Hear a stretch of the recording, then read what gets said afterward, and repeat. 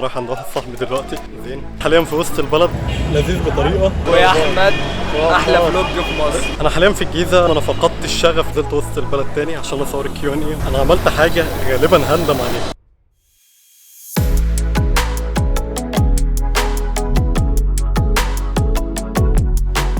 عندي نقله لام الدنيا، ولكن المفروض ان انا نوعا ما متاخر شويه، بس خلاص جهزت كل حاجتي، ما بس شويه حاجات بسيطه يلا اجهزها وانزل. بس النهارده يكون يوم مميز كده ويوم ممتع ان شاء الله.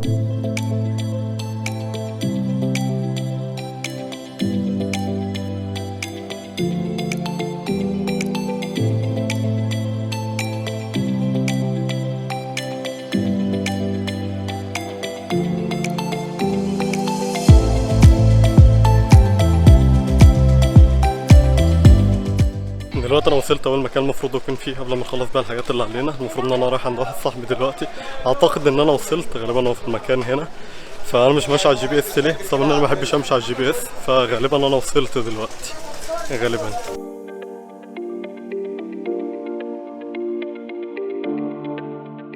وبالفعل انا وصلت، وانا حاليا قاعد مع صاحبي، طبعا انتوا اكيد عارفينه زين. هاي يعني تحب تقول لهم هاي احنا قاعدين مع بعض شويه كده، وبعدين انزل ورايا شويه حاجات هعملها يعني هتعرفوها بعدين، ولكن احنا قاعدين مع بعض شويه قاعده لذيذه كده قبل ما زين يسافر وكده. طبعا مش هقول يسافر فين، ولكن يعني هتعرفوا روح عنده على التشانل وانت هتعرف كل حاجه. طبعا انت غالبا ما كنتش باين فولو انا مش الفيديو بتاع السفر ده هينزل كمان شويتين ثلاثه في هو هيتاخر، هو بيتاخر ولكن يعني على الانستا هتلاقوه ستوريز بقى والكلام ده كله، فيعني تابعوه كده هناك.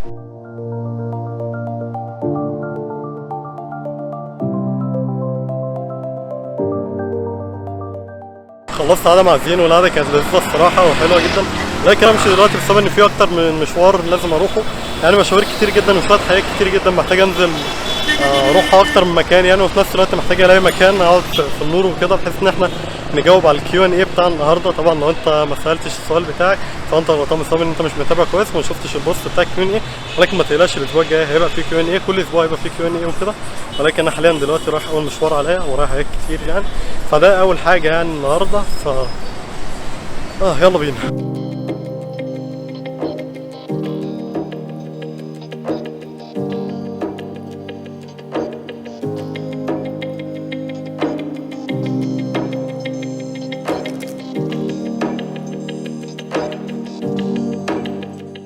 والله انا حاليا في وسط البلد رايح مول البستان، عايز اشتري حاجه واحده بس، للاسف نسيت المره اللي فاتت ان انا اجيبها، وبعدين اكتشفت ان انا محتاج ان انا اشتري الحاجه دي، فانا حاليا نازل مول البستان اجيب الحاجه دي على السريع.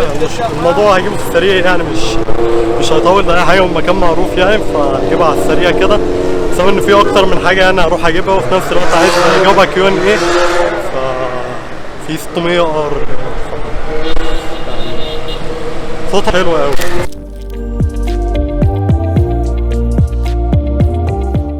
قلت في السريع مش هتاخر على طول، انا كل اللي كنت محتاجه كابل ايثرنت كات 6، جبت الكابل في السريع كده، فكده خلصت مشوار مول البستان، ورايا مشوارين تانيين بعد كده بفاضل الكيو&اي وبفاضل باقي اليوم وكده.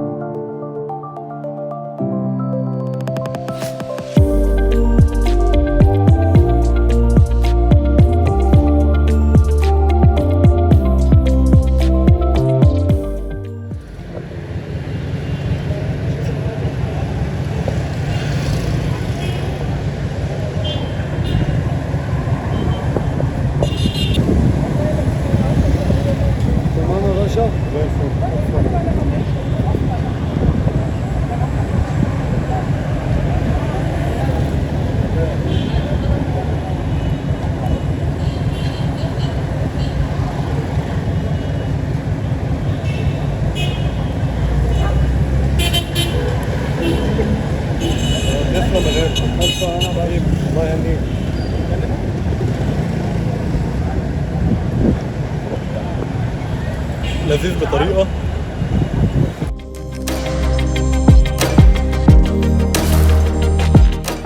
وانا بتمشى في وسط البلد، تعالوا شوفوا قابلت مين. ويا احمد احلى فلوج في مصر، صاحب احلى فلوجات حبيبي. انا ماشي كده قابلته، يعني راجل محترم جدا ويعني لذيذ جدا الصراحه، فلسه هروح بقى باقي الحاجات اللي عليا النهارده. فوالله شاب لذيذ جدا الصراحه، فانا ماشي من جنبه، فانا فجاه عرفته من صوته، فبصيت عليه عمال اشبه عليه، فهو لا مش هو، هو لا مش هو، فمش عارف الصراحه هو لا. فقلت ايه، انا لازم اروح اشوفه هل هو ولا لا، ما انا مش هينفع امشي من غير اما اتاكد هو لا، مش هخلي حاجه جوايا كده. فروحت طلع هو فعلا، فلا شاب محترم الصراحه ولذيذ كده.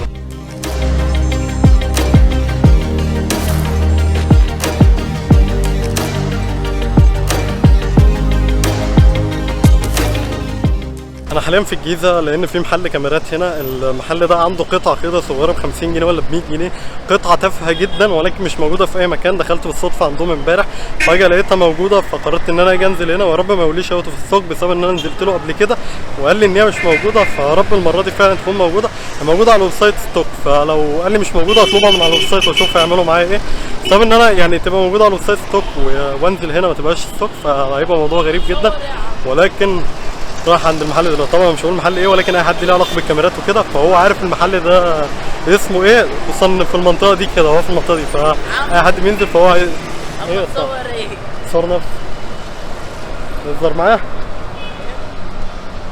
حبيبي يا غالي حبيبي. خلاص كده المفروض المحل قدام هنا.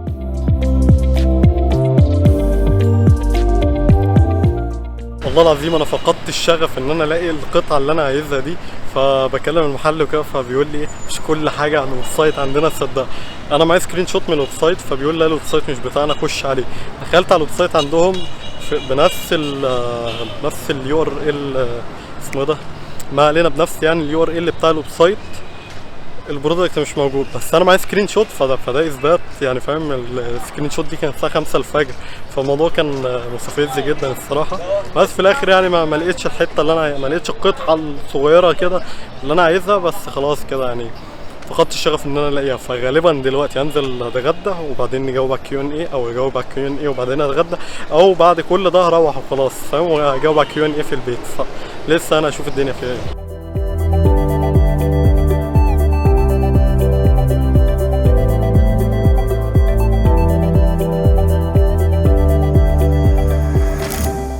بعد كده نزلت اتمشى شويه، ولكن للاسف ما عرفتش اصور بسبب ان كان في بوليس كتير جدا، وكان مش عارف في ايه كده. كان في مشكله ما حصلت، انا وصلت متاخر فانا ما عرفتش ايه المشكله دي.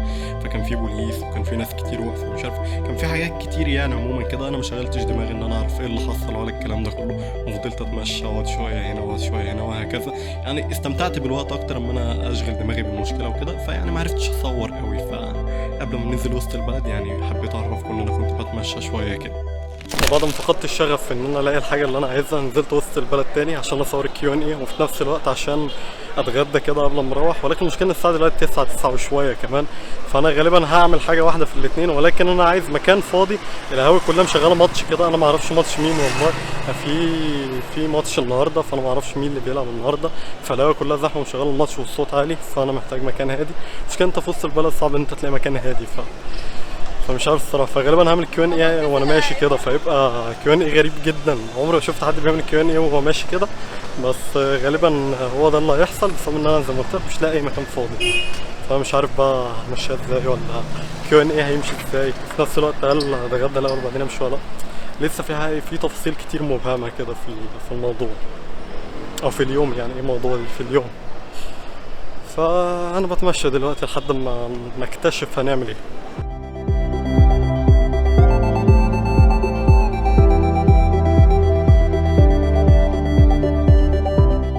عشان بس ما اسمعش حد يقول لي انت بتصيح على الفاضي، الاقي بس مكان فاضي في نفس الوقت الاقي فيه اضاءه، وهقعد والله اصور كيو ان اي ده بسبب ان انا عايز اصوره الصراحه.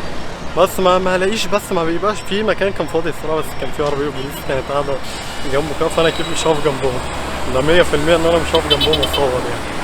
ف اديني اي مكان فاضي، طيب اي مكان يعني، اي حاجه فاضيه ان انا اعرف اقعد اصور كيو ان اي ده واطير بعد كده، فاهمين؟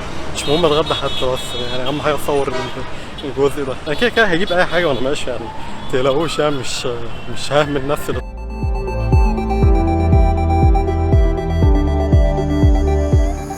بعد لف كتير جدا اخيرا اقدر اقول لك مكان شبه هادي اقدر اصور فيه كيو ان اي ده على السريع. احنا كده ما جالناش اسئله كتير، فاقدر اصور كيو ان اي ده على السريع كده. وفي نفس الوقت يعني ان شاء الله ما حدش يجي يقول لي ايه ممنوع التصوير هنا ان شاء الله يعني. ده كيو ان ايه يا جدعان، ده كيو ان ايه بس يعني لازم نحترم قرارهم ده ان هم لما يقول لك كده. فبدون رغي كتير بسبب ان انا عايز الحق الوقت الصراحه، وعايز اشوف كده اجيب لي اي حاجه قبل ما نروح. تعالوا كده نفتح شوف ايه الاسئله اللي جات لي عموما. واول سؤال معانا من عبد الرحمن مش عارف ايه كده، بسبب ان اليوزر نيم بتاعه بس هو اللي باين. يقول لي ناوي على ايه الفتره الجايه، وبتدرس ايه في الجامعه، وناوي تشتغل بيها ولا لا؟ زائد انا شايف ان خطوه تطوير الثمبنيل بتاعت الفيديوهات هتبقى كويسه جدا.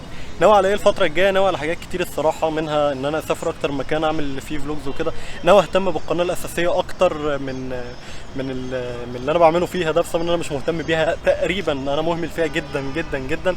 الاضافه ناوي الى ان انا في كام حاجه كده ليها علاقه بالبيزنس ناوي ابدا فيها، ناوي ابدا في السلسله اللي انا قلت لكم ابدا فيها. ناوي على حاجات كتير جدا من الفتره الجايه، ولكن دي بعض الحاجات يعني اللي في دماغي دلوقتي. تاني حاجه اللي هو بتدرس ايه في الجامعه. انا كمبيوتر ساينس، ولكن في الاغلب انا مش هشتغل ولا دقيقه في الجامعه. يعني بالتخصص ده في الاغلب ان انا مش هشتغل بيها النهائيه، مش ولا دقيقه بس. يعني في الاغلب اللي هي ملهاش 60 لازمه. ولكن لو الامور باظت خالص وهشتغل في حاجه ليها علاقه باللي انا درسته، هي انا يعتبر ما درستهاش قوي، يعتبر كل ده سيلف ليرنينج.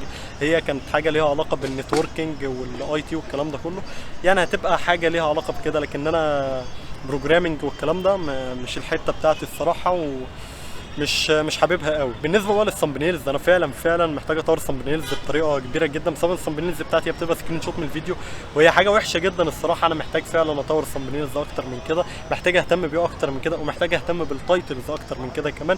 فدي بعض الحاجات اللي لازم احطها في الخطه، احطها في الفتره الجايه، ان انا اهتم بيها اكتر من كده، بسبب الناس كتير جدا بتقول لي اهتم بيها، وانا فعلا عايز اهتم بيها. انا من قبل ما اي حد يقول لي عليها انا عايز اهتم بيها. تاني سؤال من انس اي كي 10، اتمنى لك التوفيق، اتابعك من المغرب. والله تحيه كبيره جدا لاهل المغرب، بسبب ان في ناس كتير جدا من المغرب بتتابعني، وانا مبسوط جدا ان في ناس من المغرب بتتابعني وكده. بجد ده شيء عظيم جدا بالنسبه لي، وده شيء كبير جدا بالنسبه لي ان في ناس من المغرب بتتابعني وكده. شكرا بجد لكل الناس اللي من المغرب. فلو في اي حد من اي دوله تانية او الناس اللي من المغرب وكده، يا ريت تعرفوني تحت في الكومنت، يعني كلكم كده تيجوا تعرفون، كل واحد يعرفني هو منين وكده. تالت سؤال من انور مش عارف ايه كده، اليوزر نيم مش باين. مواصفات جهازك، وهل مستعد تكمل في محتوى الفلوجز ولا لا؟ الجهاز بتاعي هو جهاز بسيط جدا، رايزن 5 3400 جي، 16 جيجا رام، ماذر بورد جيجا بايت بي 450 اليت. ده كده البي سي بتاعي، مفيش اي حاجه زياده فيه غير الهاردات طبعا اللي انا عمال اجيب فيها وعمال استثمر فيها. فده الجهاز بتاعي ببساطه، يعني جهاز بسيط جدا جدا جدا، ولكن بيقضي الغرض في الوقت الحالي. هل بقى هكمل فلوجز ولا لا؟ الصراحه انا لحد الان هكمل فلوجز، وناوي الصراحه لاكتر من تطور هيتعمل في الفلوجز وكده، ولكن محدش يعرف المستقبل فيه ايه، محدش يعرف بعد كده ايه اللي هيحصل، بسبب ان انا بعد ما اخلص جامعه من الجيش ففي سنه كامله انا مش هنزل فيها. فدي هتبقى صدمه كبيره بالنسبه لي، ان انا عايز انزل الكلام ده او عايز استمر وكده، مش عايز ان انا اقطع وكده. على الاقل كل اسبوع، حتى لو انا في الجيش اقدر كل اسبوع وكده، فالموضوع هيبقى عظيم جدا. بس هل هكمل ولا لا على مدار السنتين الجايين؟ هكمل. تالت سؤال من او مش عارف السؤال الكام، من مازن احمد او مش عارف مازن ايه كده. بتصور بايه؟ بصور بالايفون، ايفون 11 برو ماكس، بالمايك جودوكس في اس مايك، مفيش اي حاجه تاني ازيد من كده. بتمنتج بايه؟ دافينشي ريزولف، مفيش احسن من البرنامج ده حرفيا. اي حد بيمنتج باي حاجه تانية ما يجيش يتكلم معايا. انا اخباري ايه وعامل ايه؟ والله شكرا انت سالت، ولكن الحمد لله على كل حاجه. اخر سؤال من يوزر نيم XN7YX3TV8Z، نصيحه تتمنى حد يقولها لك وانت عندك 20 سنه. والله هو موضوع كبير جدا انت تاخد نصيحه من حد، وموضوع ان انا اقول لك نصيحه، ان انا اقول نصيحه في الوقت الضيق ده، مش عارف ده ولد ولا بنت، ولكن سواء ولد او بنت، ان انا اقول نصيحه في الوقت الضيق ده. بصوا يعني لو قعدت افكر فيها كتير فانا مش هطلع غير بحاجتين اتنين بس. اولا ما تاخدش نصيحه من اي حد. ثانيا هما 3 حاجات سوري. ثانيا لازم تتعلم لغه، لو انت معاك عربي بس فانت كده ما ينفعش تكمل الحياه. انا مش بقولك انت تشتغل او انت تشتغلي، لا، لازم لغه تانية عشان بس الحياه عموما تمشي. لازم انجليزي على الاقل، وبعد كده لو في امكانيه انت تتعلم لغه ثالثه يبقى شيء عظيم جدا. بالاضافه الى اخر حاجه، ان الوقت ضيق جدا والوقت محدود جدا، والوقت اللي موجود عندك ده توصل لمرحله مش هيبقى عندك الوقت اللي عندك ده وانت فاكر ان الوقت عندك ده، فانت ما عندكش وقت في واقع الامر. الوقت محدود جدا، انت او انت يعني، بسبب ان انا مش عارف اللي كاتب الكومنت ده ولد ولا بنت، بسبب ان يوزر نيم مبهم كده، فانا مش عارف. بس خليني الخص لك ال3 نصايح دول. ما تاخدوش نصيحه من حد، يعني عيشوا الحياه، جربوا كتير جدا، تاني حاجه اتعلموا لغه. تالت حاجه الوقت محدود جدا، الوقت ضيق جدا، الوقت اللي احنا فاكرين ان الوقت ده كله معانا فهو للاسف احنا مش معانا اي وقت حرفيا. احنا الوقت اللي معانا ضيق جدا ومحدود جدا، فلازم نستغله صح ونقسم الوقت بتاعنا صح، حتى لو هنقسمه في المتعه والكلام ده، ولكن نبقى عندنا مهاره اداره الوقت. انا اتكلمت عن الوقت كتير قبل كده، فدي الثلاث نصائح اللي اقدر اقولهم لاي حد عنده 20 سنه او اقل من كده، سواء ولد او بنت. وبكده الكيو ان اي بتاعنا يكون انتهى، يعني في مكان غريب كده فالكيو ان اي بتاعنا كده اقدر اقول لك ان هو انتهى. فاخيرا صورت كيو ان اي. ففي الاغلب بما ان انا جنب المترو هنا فانا مش عايز اتمشى كتير الصراحه، فانا هنزل دلوقتي بسبب ان انا عايز الحق اروح وكده، ولكن وانا في الطريق كده هجيب اي حاجه اكلها.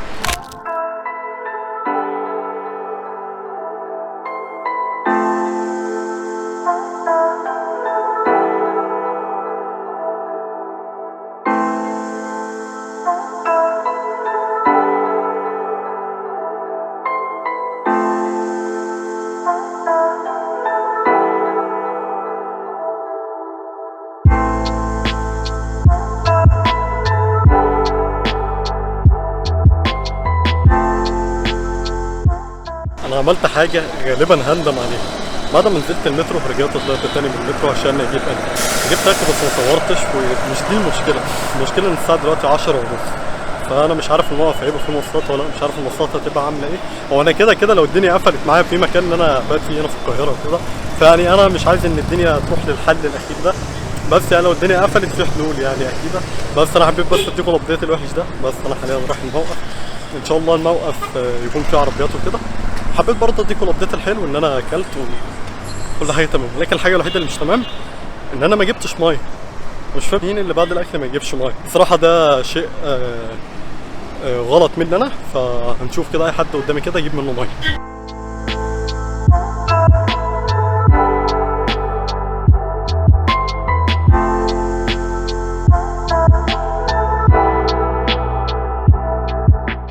والله انا في البدايه ما كنتش ناوي ان انا اصور اي حاجه في البيت ولا اعمل اي حاجه في البيت، كنت ناوي انام على طول، ولكن الكاميرا فصلت وانا بره. فاول لما جيت شحنتها على طول، شحنتها شويه كده بحيث ان هي تكفيني ان انا اتكلم الدقيقتين دول. وانا جاي الصراحه السواق كان محترم جدا، طلع والعربيه فيها 4 بس، فدي كانت حاجه جامده جدا. وما خدش اجره زياده ولا اي حاجه، لا خدوا الاجره بتاعته ولا اي حاجه، ولكن كان ماشي بطيء الصراحه. كان في ايده انه يمشي اسرع من كده، يعني الطريق كان مساعد انه يمشي اسرع من كده. بس مفيش اي مشكله، النهارده كان يوم لذيذ. بالمناسبه نسيت اوريكم حاجه، زين اداني الكتاب ده وفي نفس الوقت خدت منه كام شويه ستيكرز كده، يعني اشوف كده لسه الزقهم على البي سي هنا او الزقهم على الموبايل او لسه نشوف هنلزقهم فين يعني. لكن يعني اوفر اول كان يوم لذيذ النهارده الصراحه، كان يوم ممتع كده. فدي كانت كل حاجه النهارده. اشوفكم بكره في يوم عادي بقى. بس كده، سلام.